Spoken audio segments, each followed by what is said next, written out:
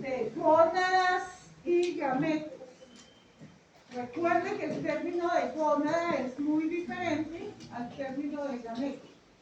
¿Cómo se llaman las gónadas en los animales? ¿Y cómo se llaman sus gametos? Yo pregunto esto, dirán, ay, esa profesora sí, las preguntas que nos hace. Pero resulta que eso desde el primer semestre lo saben ustedes, pero yo a veces lo pregunto y se confunde. ¿Qué es un gameto y qué es una gónada? Vamos a ver primero la embriología de las gónadas, cómo se define el sexo en los mamíferos, porque en las aves es un poco diferente por la ausencia del cromosoma Y. Aquí ven ustedes que tanto la parte de la embriología gonadal como la parte del sistema renal tienen su mismo origen embrionario. ¿Cuál es este? A partir del mesodermo de la cresta urogenital.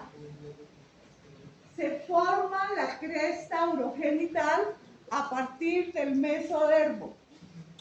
Se diferencia todo el sistema gonadal y toda la parte renal, pero su función es completamente diferente. Mismo origen, diferente función.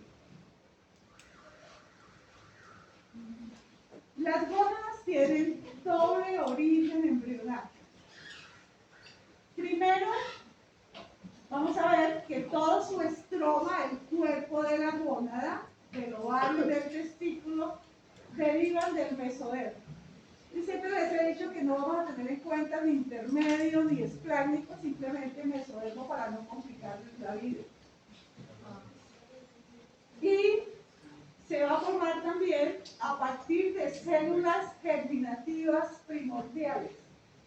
¿Dónde se forman inicialmente estas células? En el saco vitelino. Ustedes recuerden que el saco vitelino es una estructura extraembrionaria, importante en la formación de las células primitivas y primordiales que más adelante van a dar origen a las espermatogonias y a las ovogonias. Y ahí ustedes observan en A un embrión que está mostrando la estructura de su saco vitelino, mírenlo acá. Esta es su cavidad amniótica y esta es la estructura embrionaria. Aquí está el corazón. Y en este sitio, muy cerca del alantoides, ustedes lo observan aquí, se empiezan a formar las células germinales primordiales. Siempre las van a encontrar en los libros, como a ustedes les encanta leerlos, como CGP. Células primordiales, germinales primordiales. Aquí, en la parte B, ustedes observan cómo estas células primordiales migran a través del alantoides, llegan aquí al intestino, este es el tubo digestivo primitivo, y de aquí salen y empiezan a migrar hasta llegar a las crestas genitales. La cresta genital que se forma a los dos lados, izquierdo y derecho.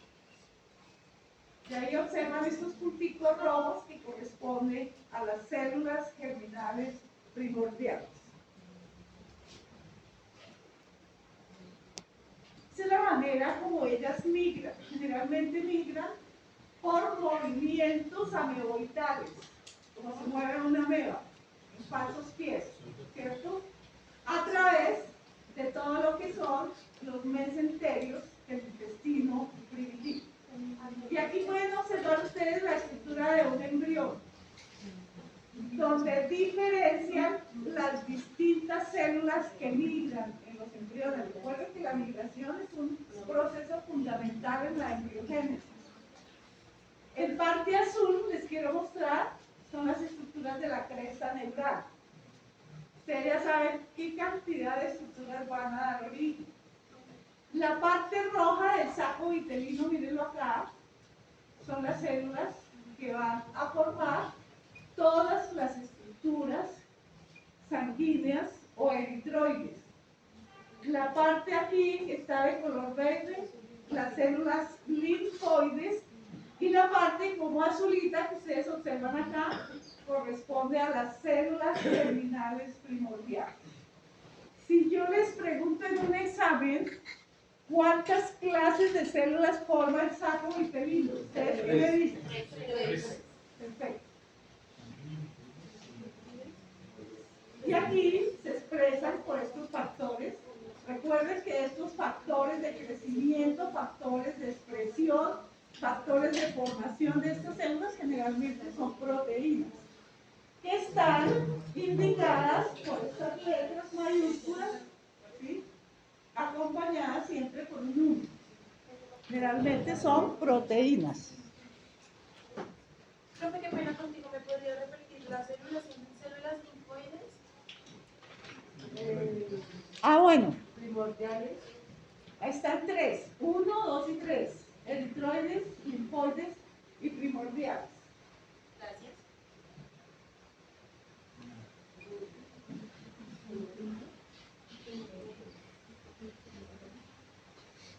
Esto es bien interesante, muchachos. ¿Cómo se localiza, cómo se forma y dónde se localiza la cresta genital?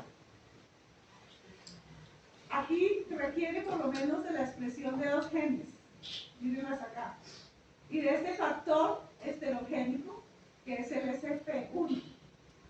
Si estos genes no se expresan, obviamente, las gónadas no pueden iniciar su proceso en la cresta genital. Ustedes observan aquí el saco vitelino. Mírenlo acá. Y estos puntitos corresponden a las células germinales primitivas que inmediatamente migran a través del intestino, del mesenterio, y se van a localizar específicamente aquí en estas estructuras, estos abultamientos que se forman, y son las crestas genitales. Estos son cortes transversales de embriones de ratón, donde ustedes pueden diferenciar la formación de las crestas genitales. Esta es una y esta es la otra. Aquí está el corte transversal del intestino y la parte del tejido que los une. Ya en la parte derecha, este recuadro mucho más ampliado, donde alcanzan a observar todo este tejido de color rosa, corresponde al mesodermo de la cresta genital, mírenlo acá, y estos puntos rojos corresponden a las células germinales primordiales que ya han llegado y han empezado a invadir este tipo de mesodermo. Yo les pregunto, como ustedes ya saben esto qué es, corte transversal de qué, ¿del conducto qué? ¿Tiro glosa? No. No, se equivocó.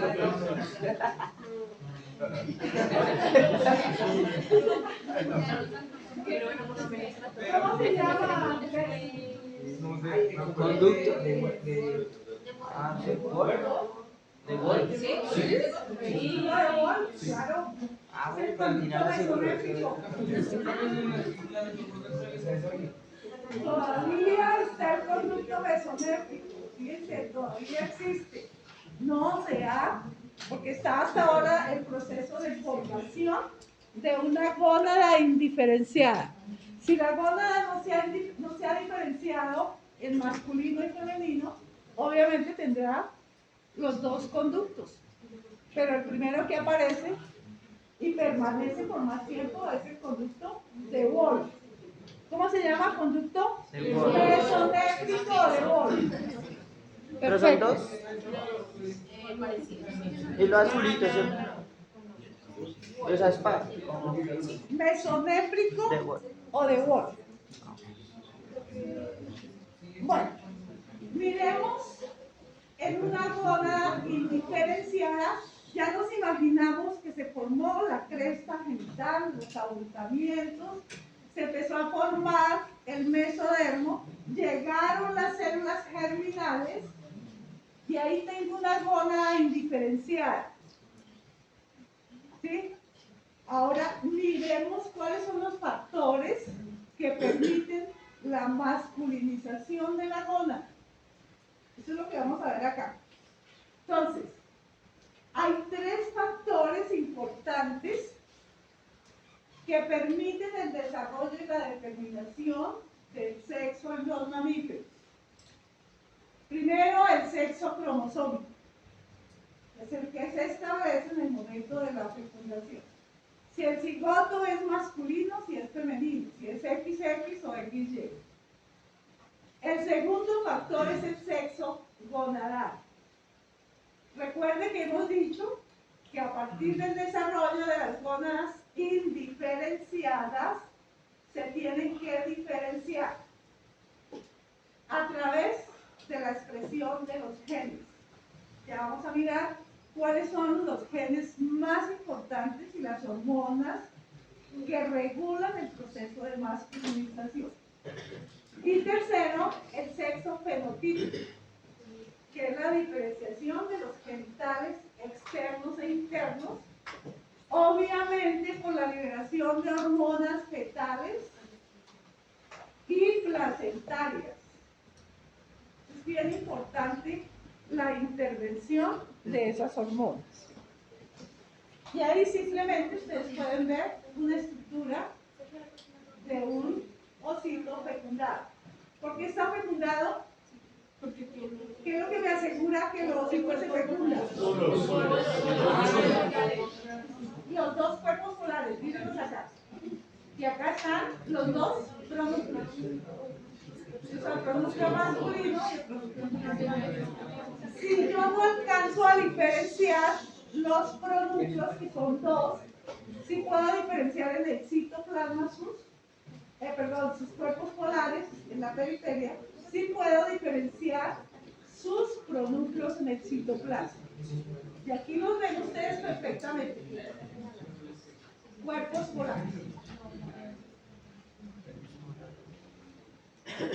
Ya saben ustedes que a través de la fecundación, el sexo lo define el macho, y eso es algo que ya ustedes saben desde primero. Cuando es XX, entonces se forma el cigoto femenino, y si es XY, el masculino. Ustedes saben que esa proporción tiene que ser 50-50 en condiciones normales. Ahora van a decir, no, es que ahora hay más mujeres que hombres. Las circunstancias de la vida. El equilibrio que rompe el hombre. Lo normal es que sea mitad y mitad, ¿no? Bueno, esta es la proporción de machos y hembras que ustedes ya saben, ¿sí? No lo vuelvo a repetir. Y aquí, muchachos, tienen un resumen de cómo esos factores pueden establecer la diferenciación de las gónadas. Entonces aquí tenemos nuevamente el sexo cromosómico que se establece en el proceso de fecundación. Si yo les digo a ustedes cuál es el sexo cromosómico de una vaca.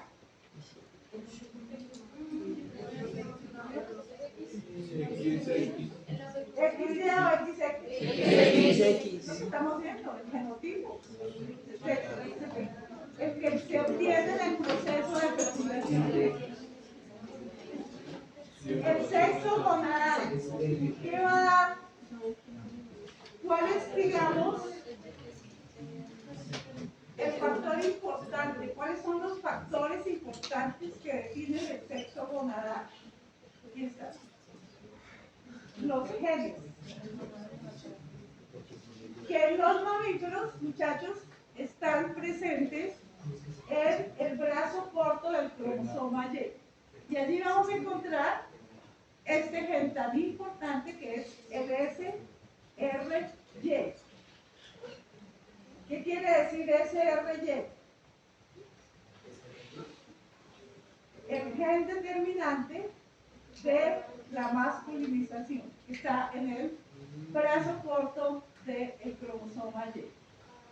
Si no hay expresión de ningún gen, porque en las hembras no existe ningún Y sexual, entonces simplemente se va a desarrollar el ovario. Cuando pasa el síndrome del climático, ¿qué pasa ahí ¿El climático? Esa parte pídaselo a su profesor de ganado que les explique, porque ya es un poquito más complejo. complejo, yo no soy veterinaria, no te podría decir. Te puedo decir en la parte humana, de pronto sí, cuando le falta un cromosoma y el fenotipo es masculino. Entonces está, por ejemplo, el síndrome de Klinefelter, el síndrome que es a nivel del cromosoma sexual. O simplemente el síndrome de Turner, que es un cromosoma que falta, por ejemplo, en el fenotipo femenino. Pero ya en la parte de los, cuando ya nacen los dos, ya la parte puramente de ovinos no se la podría explicar así muy bien. El sexo gonadal, muchachos, el sexo gonadal, entonces lo da la expresión del gen SRY. Igualmente hay un tipo de hormonas que se forman en el feto, que es la hormona antimülleriana, que es la que permite la regresión del conducto de Müller. Esto lo vamos a ver más adelante. Entonces, SRY, SOX9 y la antimülleriana son tres las que permiten la masculinización de la gónada. SRY.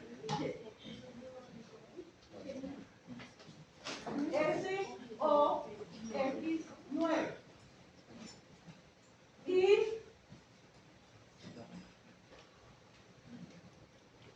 estas son las iniciales de la hormona antimülleriana. Son tres hormonas fundamentales, fetales, que permiten la masculinización de las gónadas. Bueno, una vez está establecido el sexo gonadal, el tercer factor es el sexo fenotípico. Sí se va a diferenciar, por ejemplo, las estructuras masculinas externas o femeninas.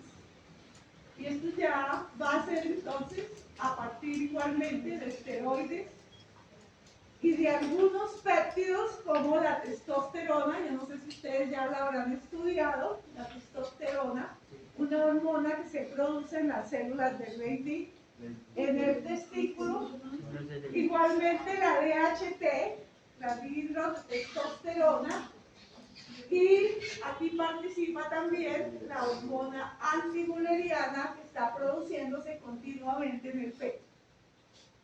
Esto permite entonces el establecimiento del sexo fenotípico, de la formación, por ejemplo, del falo, de la formación de los labios, de la vagina y de otras estructuras.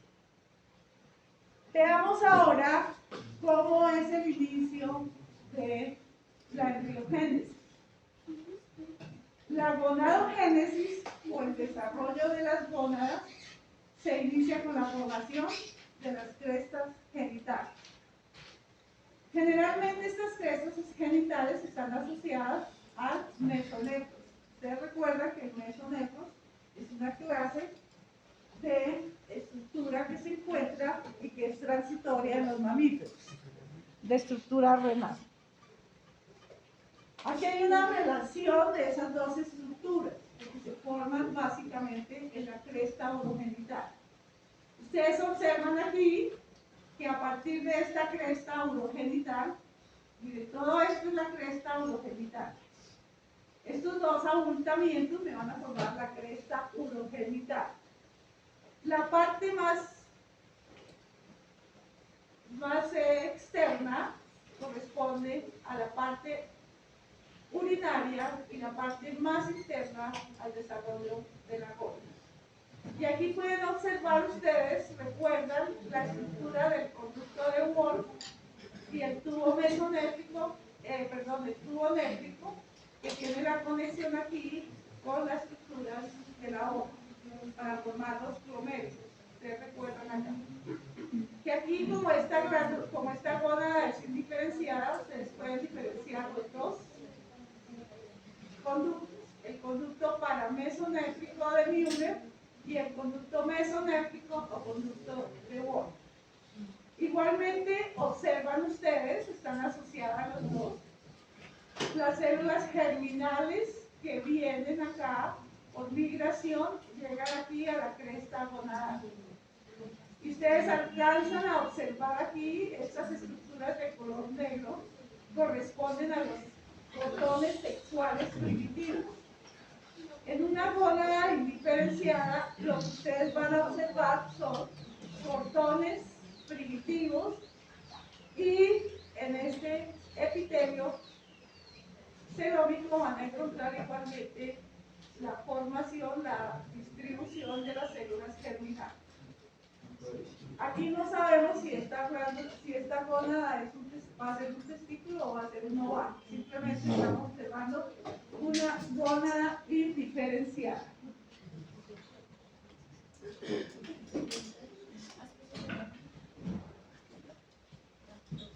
Tan pronto las células germinales llegan acá, inmediatamente se rodean por los cordones sexuales primitivos. Mírenlos acá. Y aquí podemos diferenciar, igualmente como en el caso anterior, una gónada indiferenciada. Permanecen todavía los dos conductos, el paramesonéfrico y el conducto de Wolf. Dos estadios de la gónada indiferenciada a dos distintas edades. Si ustedes observan acá, el epitelio todavía muy delgado, de aquí ya está bastante grueso, bastante pronunciada la gónada, miren acá, indiferenciada, y estos puntos negros ya corresponden a las células germinales que han invadido completamente ese epitelio. Una gónada indiferenciada, vista su parte ventral, pues obviamente vamos a ver los dos conductos. El conducto azul, que corresponde al conducto mesonéfrico, que todos desembocan en la cloaca. Y el conducto este de afuera, de color morado, violeta, que se llama el conducto paramesonéfrico. Igualmente podemos observar ya la estructura de las gónadas. Si ustedes observan con cuidado, diferencian ya la estructura del metanefros que está en procesos de formación. ¿Cómo se forma el testículo? Ya vimos que tenemos la gónada indiferenciada, ¿sí? Tiene su epitelio, tiene igualmente sus células germinales. Aquí tiene que, por expresión de los genes, recuerdan que yo les dije, los genes SR, SOX9, y por la presencia de la hormona antimülleriana, estos cordones sexuales primitivos se convierten en cordones testiculares. Ustedes los observan aquí, ocupan todo el volumen de la gónada. Mírenlo acá. Y aquí, por efecto ya de las hormonas, de los genes, estos testículos ya tienen formados sus túbulos seminíferos. Los túbulos seminíferos que comunican con una red de testis a este conducto deferente que proviene del mesonefros. Tan pronto se forman los testículos y se diferencian, entonces empiezan a descender desde la parte craneal, quedando entonces aquí en los machos la presencia del conducto mesonéfrico, conducto de Wolf, que va a dar origen a todos los ductos eferentes, al epidídimo y al conducto deferente y parte de la vesícula seminal. Todo lo que ustedes observan aquí en azul, ya en un testículo completamente formado, corresponde a derivaciones del conducto de Wolf. En la parte de la izquierda, ustedes pueden observar, muchachos, miren, en este recuadro, la influencia que tienen los dos genes importantísimos en el testículo. Y ustedes recuerdan que en el testículo se diferencian las dos poblaciones de células de Leydig y Sertoli. Leydig va a producir testosterona y dihidrotestosterona. Y Sertoli va a producir el factor antimülleriano. Aquí no lo llaman hormona, simplemente le dicen factor es igual. Ustedes encuentren la F o la H, es igual, factor u hormona antimülleriana. Leydig va a permitir la diferenciación de todas las estructuras internas y externas, y el conducto y las células de Sertoli que producen la antimülleriana van a inhibir y van a causar la regresión del conducto para Besonel. ¿Cuál es la función de la hormona antimülleriana? ¿Cuál es la función de la antimülleriana? Permite la regresión del conducto de Müller. Si permite la regresión del conducto de Müller, ¿qué va a pasar? ¿Qué se va a desarrollar? El testículo, muchachos. Porque Müller más adelante va a dar origen a las estructuras femeninas.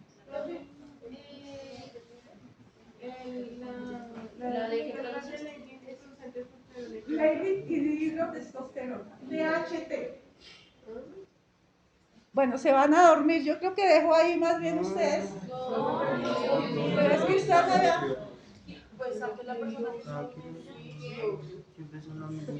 Estamos en medianoche. Aquí, chicos, les muestro algo interesante. Pilas. Están viendo ustedes la expresión molecular en desarrollo del testículo, lo han hecho en conejos. Y aquí me están mostrando la posición y la expresión de SOX9, que ustedes saben es importantísimo en la formación de la diferenciación del testículo. Igualmente, la proteína de la AMH. ¿Qué es la AMH? La hormona antimülleriana son las siglas en inglés. ¿Qué ven ustedes en A? Estos son cortes que han hecho a nivel de las gónadas de un conejo. En la parte A ustedes pueden observar estas partes moradas acá, miren. La expresión del mRNA. ¿Qué es el mRNA? Mensajero. El mensajero, que es el que trae toda la información para la formación del testículo. ¿Dónde se localiza? Inicialmente se localiza, miren acá, en las crestas gonadales, e igualmente se va a diferenciar en las costillas. Y aquí abajo ya pueden observar ustedes la diferenciación de este RNA, que realmente son de origen proteico, localizado específicamente a nivel de la cresta genital. ¿Qué ven en C? Simplemente cortes transversales a nivel de los cordones seminíferos, donde estas estructuras de color verde se identifican como la proteína SOX9, que está presente en los conductos seminíferos. Igualmente aquí, en los cordones seminíferos, por inmunofluorescencia, se puede identificar de este color como un morado intenso la formación de la proteína específicamente que corresponde a la hormona antimülleriana. Esto es para constatar y reafirmar cómo estos genes, que son proteínas, que son identificados por métodos químicos, están presentes en los conductos seminíferos e igualmente en las crestas genitales de los machos. Miremos acá la regulación en la diferenciación sexual fetal. Ustedes observan aquí el testículo. Y esta estructura, ¿cómo se llama? Un corte transversal ¿de qué? Testículo. De un túbulo seminífero. ¿Sí lo vieron el primero o no? Del túbulo seminífero. Aquí pueden ustedes observar las células de Sertoli y las células de Leydig. Recuerden que las células de Leydig van por fuera de los túbulos, van en el intersticio. las células de Leydig tienen receptores especiales para la síntesis de la testosterona. Entonces, el testículo produce dos clases de células fetales: las células de Leydig y las células de Sertoli. Las células de Leydig se localizan en el intersticio y las células de Sertoli dentro de los túbulos seminíqueos, en un corte transversal del túbulo seminíqueo. La célula de Leydig produce testosterona, una hormona importantísima que inicia su producción desde el periodo fetal. Esta testosterona tiene receptores específicos, pero resulta que esta testosterona se convierte en dihidrotestosterona por una enzima, que esto lo aprenderán con la profesora de bioquímica, que es la 5-reductasa. Igualmente, la dihidrotestosterona tiene receptores a nivel de la célula. Vamos a mirar qué función tiene la dihidrotestosterona. La dihidrotestosterona tiene función. Leydig y Sertoli. ¿Esas son las mismas sustentaculares? Leydig produce testosterona. Y a través de esta enzima se convierte en dihidrotestosterona, que es la que realmente va a iniciar la formación de los genitales externos y de todo lo que es el seno urogenital. ¿Ustedes se acuerdan del seno urogenital? Está dividido en tres porciones: craneal, media y caudal. ¿Sí recuerdan? ¿Cómo se llama la enzima? Esta dihidrotestosterona. Dihidrotestosterona. Y Sertoli, que está dentro de los túbulos. Esto se sucede en el feto. Lo que estoy hablando es puramente fetal, mecanismo fetal, de regulación fetal. Y acá, las células de Sertoli van a sintetizar el factor antimülleriano o la hormona antimülleriana. ¿Qué efectos tiene? Inhibe el conducto de Müller. Permite la regresión del conducto de Müller. Y si no se forma Müller, pues obviamente se va a diferenciar de su testículo. ¿Y qué pasó?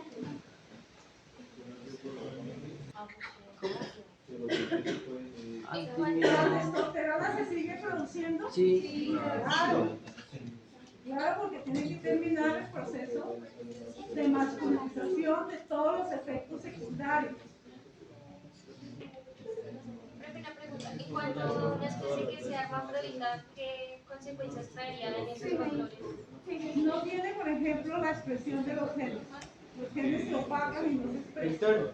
Pero en esos casos siempre Llegan y son de una estructura normal. Si las células Tampoco germinales. se pueden formar las gónadas normalmente, porque ya vamos a tener problemas en la formación de espermatozoides y en la formación de óvulos. ¿Qué pasó? Pero me cabe. Dos, pueden observar que la ALH, el antimülleriano, no permite el desarrollo del útero porque hay regresión del conducto de Müller. Y acá lo que pasa es que esa transformación de la testosterona permite la formación del seno urogenital y obviamente va a permitir también la expresión de los genitales externos, que los vamos a ver al final. Este cuadrito era el que yo les decía si lo habían revisado. Importantísimo cómo se determina, se diferencia el testículo en los machos. Entonces aquí ustedes tienen que considerar. no dice nada, no. ¿Será que No vayan a investigar si quieren.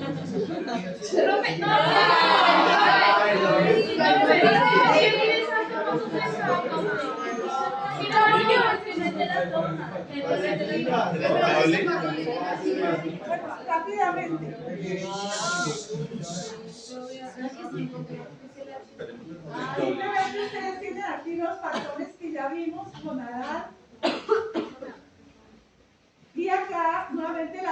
participación de los genes, que ya ustedes saben cuáles son.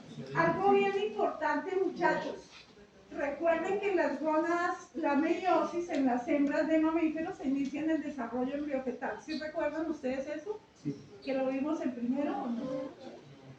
Por ejemplo, una hembra canina, una hembra humana, cualquier tipo de hembra de mamíferos, inicia la meiosis, la formación de sus folículos, cuando está todavía en el vientre materno, durante su desarrollo embriofetal. En los machos no sucede eso. Por eso aquí el recuadro está indicando que hay un factor que impide o inhibe el proceso de meiosis durante el desarrollo embriofetal. Esto es lo que me está indicando acá.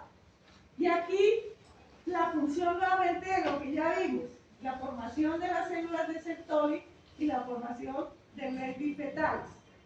Cada una tiene una función importantísima, que ustedes ya saben, la formación de la antimülleriana, la regresión del conducto de Müller. Eso es muy sencillo.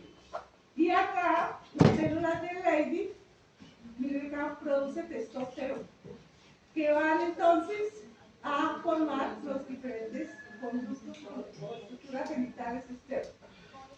Pero aquí decíamos que la testosterona puede convertirse en dihidrotestosterona DHT a través de esta enzima que va a permitir el desarrollo del seno urogenital, de los genitales externos, del pene, del escroto, de la próstata, la uretra y demás. ¿Está haciendo corto? Sí, pero es corto, pero ese... ¿Cómo se desarrollan rápidamente los ovarios?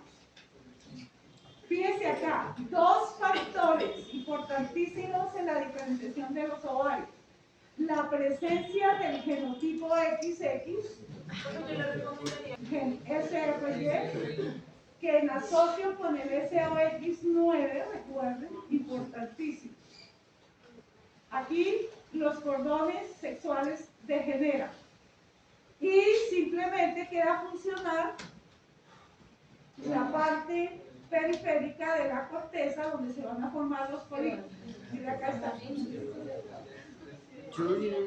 Como no hay expresión de genes, de ningún tipo de gen, y como ese embrión tiene el genotipo XX, entonces los cordones primitivos, miren, empiezan a desaparecer en la parte medular y solamente quedan activos los de la parte cortical, los de la corteza. Y aquí en la parte de la corteza se inicia la formación de los folículos. Y los folículos van a encerrar en cada uno de ellos una célula germinal primordial que obviamente va a dar origen a las ovogonias. Y aquí ven ustedes cómo es la formación del ovario. Inicialmente, como les decía, estos degeneran y estos quedan muy activos.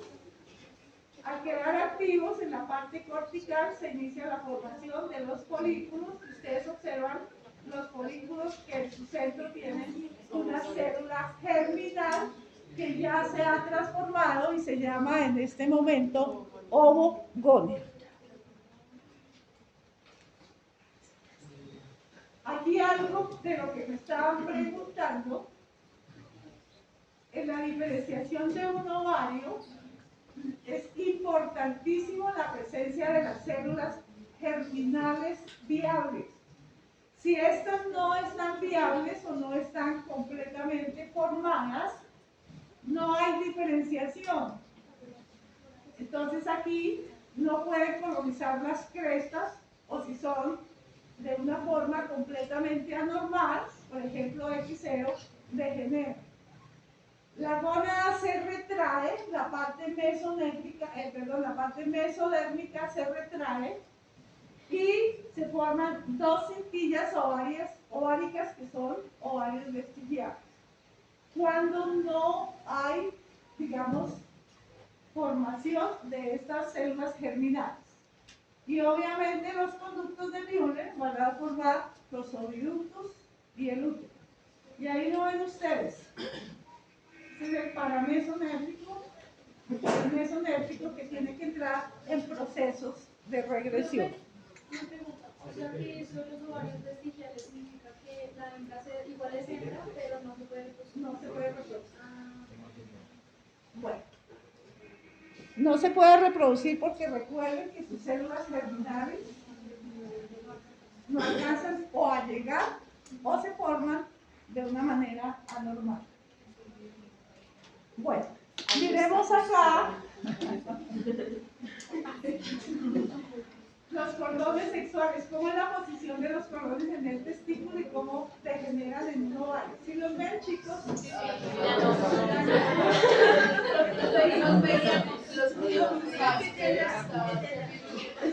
Es el cable, ¿este cable? ¿Será que no está bien puesto? ¿No es acá? no es el cable. Aquí esta diapositiva les está mostrando la posición de los cordones sexuales primitivos. Mírenlos acá. Que en el testículo se transforman en túbulos seminíferos y que en las hembras, en el ovario, se van a transformar en folículos, pero solamente los que corresponden a la parte cortical. Los medulares van a desaparecer. Y ahí ustedes ven la formación ya de los gametos. Recuerden que los gametos se forman por meiosis y en los mamíferos, les decía con anticipación, que en la meiosis, ahí me toca que lo tengas ahí, en la meiosis se inicia en las hembras durante el desarrollo embriofetal. Puede ser al segundo, tercero, cuarto mes de desarrollo fetal, si tiene una estación un poco larga. Mira aquí esto que es tan importante que escribí. ¿Qué va a bloquear realmente la meiosis? Las células germinales son tan importantes que no permiten. No, acá no. Le ponen el otro cable. Uy, ahí boto eso. Esas son las espermatogénesis, ustedes ya la saben, no la voy a repetir. Chicos, durante la meiosis, y ahí me estaba preguntando, ¿cómo es tu nombre? Brian. El primordialismo, cuando no hay distribución de gametos, eso se lo puede explicar el doctor Andrés Acosta o el doctor Cardoso. Pregúntenle a él, por favor. Cuando no hay disyunción, ¿qué es la no disyunción, muchachos?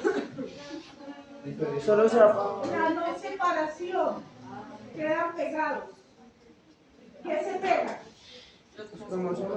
Los cromosomas, muchachos, estamos hablando de meiosis. ¿Sí?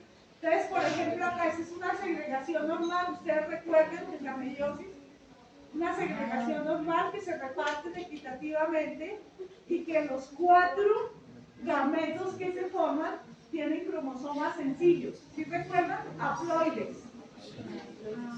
¿Qué pasa en una no disyunción? Simplemente en la primera meiosis, mira, esta es la primera y esta es la segunda. Aquí no hay disyunción, simplemente se forman las dos células. Cuando hay migración quedan pegados. Entonces, la segunda célula no recibe ningún aporte cromosómico. Entonces, esta no tiene y esta sí. En este caso sería un X0, por ejemplo. Igualmente, en la segunda meiosis puede darse el caso de la no disyunción. Mírenlo acá. Aquí se segrega normalmente. Pero acá, en esta división, esta segunda meiosis, un gameto resulta con cromosomas cicloides y el resto haploides, y este no tiene absolutamente nada. Ah, sí, sí, logo. Este sería XX, mírenlo, este sería 0, X y X. Entonces, como les digo, la no separación, la no disyunción, se puede dar tanto en primera como en segunda meiosis. Estos procesos pueden darse por muchas razones. Pueden darse, por ejemplo, por efectos de mutaciones, mutaciones químicas, mutaciones biológicas, mutaciones físicas, etc. Hay algo bien importante durante la formación de los gametos, que es el mosaicismo. ¿Qué es el mosaicismo? Ahí dice, la presentación de dos o más líneas genéticas celulares en un mismo individuo. Por ejemplo, se presenta mucho en los equinos, específicamente en las yeguas. La fertilidad depende mucho de ese mosaicismo. Por ejemplo, las hembras pueden tener el genotipo 63X0. ¿Qué quiere decir 63X0? La cantidad de... No, es que no. O en el que No son A veces tres. es A veces sí, a veces Cuando no. ustedes hacen el cariotipo, ¿ustedes recuerdan que es un cariotipo? El ordenamiento de los cromosomas cuenta 63 porque falta uno que tiene cero, no tiene nada. ¿Eso no viene en los anales? No tiene nada. Lo de No, porque es que las dos, híbridos. los híbridos son unos organismos que son resultantes de dos especies diferentes. Falta un. No, lo que pasa, los dos especies son normales. también. La yegua y el burro tienen su genotipo normal. Cada uno es una especie diferente. Pero resulta que la mula sí tiene un fenotipo y un genotipo diferente a los dos. Por eso es estéril. Que hay mulas que han llegado a tener descendencia. Pero son casos muy especiales. ¿Saben por qué? Recuerden que en la meiosis el número de cromosomas debe ser igual en las dos especies. Si no puede haber entonces Problemas. Síndrome de Down. la sinapsis de los cromosomas homólogos. Resulta que la mula puede heredar genes directamente de la yegua. Entonces por eso va a tener cierto grado de fecundidad. Pero no es porque se pueda y no es muy normal y no es muy frecuente que la mula sea fértil. Se ha contado unos 6 o 10.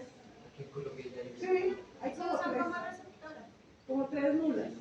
Pero es porque genéticamente su material se deriva directamente de la madre sin que haya recombinación, ¿sí me entienden? Sin que haya sinapsis completa de los cromosomas homólogos. Porque si llega a haber sinapsis, entonces hay combinación de genes paternos y maternos. A veces no hay eso, entonces simplemente hereda material de la madre y el material del padre. Cuando heredan de la madre, los pocos genes son capaces de permitir la fertilidad de esa mujer. Bueno, aquí ven ustedes el ovocito espermatozoide con el cigoto. Ustedes recuerden que todas estas células se llaman blastómeras. Y ese resultado de esas blastómeras puede tener dos líneas genéticas. Ustedes las ven acá, unas de color verde y las de color violeta, que es realmente la célula alterada, en las cuales no ha habido ningún proceso de recombinación. Esto es importante porque, miren, este dato lo tomé de un artículo que me pareció interesante.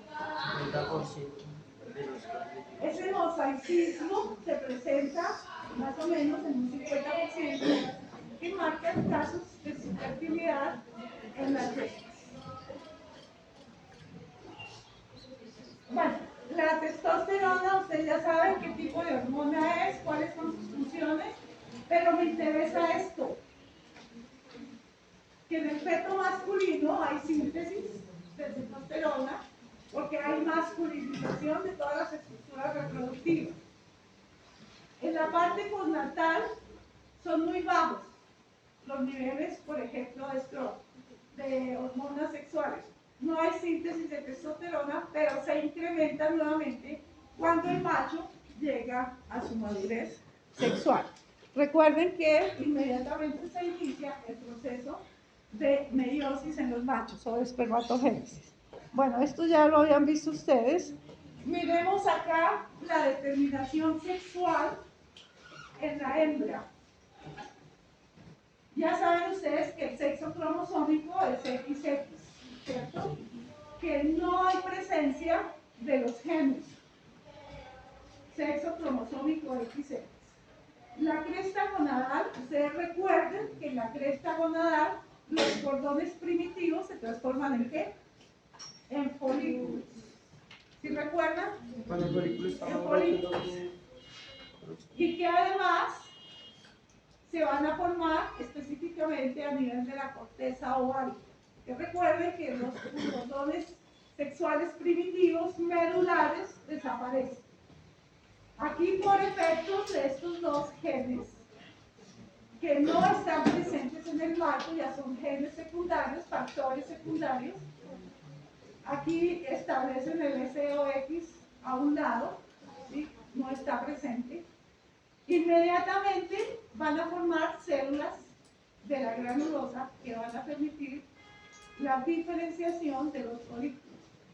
Y aquí la foliculogénesis, que es la formación de los folículos a partir de cordones sexuales primitivos, es una función completamente independiente del eje hipotálamo, hipófisis y ovario.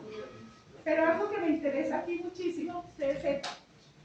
Aquí, muchachos, las células de la granulosa, a través del ácido retinoico, permite que las células germinales inicien los procesos de meiosis. Recuerden que en los machos, estos procesos durante el desarrollo embrionetal se anulan. En cambio, aquí se activa la meiosis y se inicia la formación de los oocitos primarios. Los oocitos primarios se forman en el periodo embriofetal. El fenotipo femenino se establece, miren lo que dice acá, en ausencia de hormonas gonadales. Y aquí vemos que el conducto de Wolff tiene que desaparecer. Hay una regresión. Cuando uno dice desaparece, el término realmente técnico es regresión. Si yo digo regresión del conducto de Müller, quiere decir que desaparece. Igualmente, el conducto de Müller, ustedes ya saben, va a formar trompas, útero y la parte superior de la vejiga, de la vagina, perdón. El mesonefros, y aquí se forma el seno urogenital. Ustedes ya recuerdan las tres partes y la formación de los genitales externos, como son el clítoris, labios mayores, menores, que ustedes ya saben muy bien. Chicos, y para terminar, y no aburrirlos, porque están más aburridos, aquí vemos cómo se diferencian los genitales externos. ¿Qué es lo que permite la diferenciación de los genitales externos? En los machos, ¿quién me puede decir?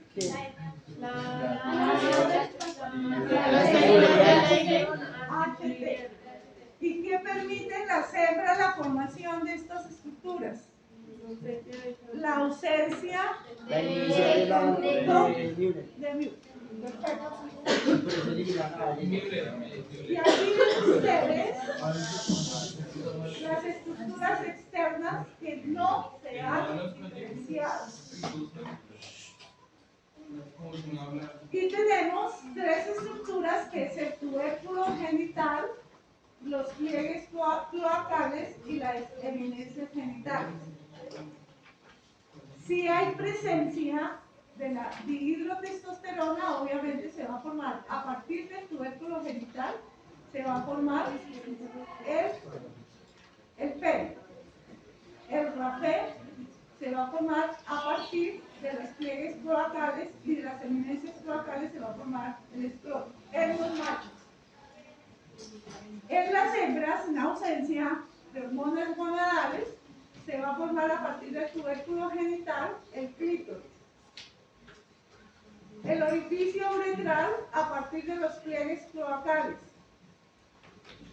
Y los labios mayores se van a formar a partir de las eminencias genitales.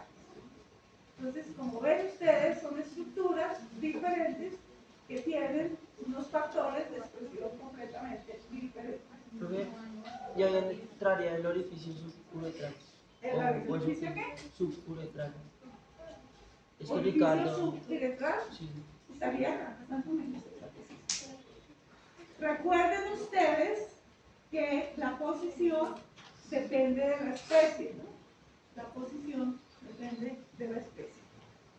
Es importante esas tres estructuras que no sean diferenciadas.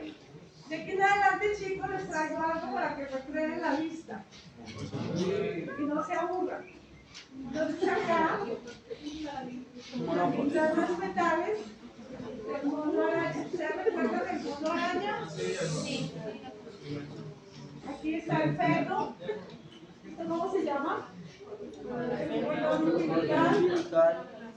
¿Esto cómo se llama? No, ese sería el saco. Ah, no, ahí se saco coriónico. Saco coriónico, porque recuerden que tiene una placenta muy parecida a la del humano. Y aquí en dos, simplemente la conexión que hace con los tejidos maternos. Es una placentación hemocorial, como lo es la humana. Primates y humana tienen placentación hemocorial. Aquí les decía, para los que tienen las aves, ese es el artículo que me parece interesantísimo del embriológico de las gónadas en el pollo, que se aplica a las aves. Obviamente el pollo tendrá un tiempo de desarrollo embrionario diferente. Aquí ven ustedes una gónada indiferenciada. Recuerden que en las aves solamente se forma y se desarrolla una gónada, un ovario, ¿cierto?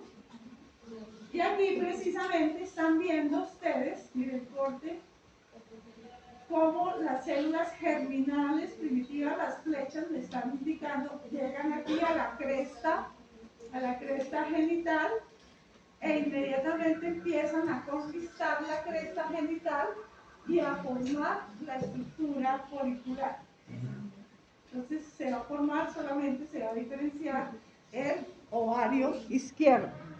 En la parte derecha no hay migración, no hay células, se forma una cintilla, y nosotros ya vimos por qué. Igualmente aquí, los cortes histológicos de embriones, este es un embrión de aproximadamente 7 días, como ustedes pueden ver la estructura de un ovario, mucho más grande que el otro. Ustedes ya saben que uno es funcional y el otro simplemente degenera. Aquí igualmente están viendo en cortes la formación de un ovario mucho más grande y una pequeña cintilla. Y en el macho ustedes están observando la estructura de sus dos testículos que se forman del mismo tamaño. Son embriones de 12 días. Y acá, para terminar, es un corte histológico de la gónada del testículo de un embrión de pollo. Ustedes pueden observar la túnica que ilustra la estructura del testículo. Igualmente pueden ver acá los cordones testiculares, partes o residuos de los túbulos mesonéfricos y aquí parte de la estructura de los glomérulos. Esto igualmente es un embrión de 12 días. Bueno, chicos, entonces nos vemos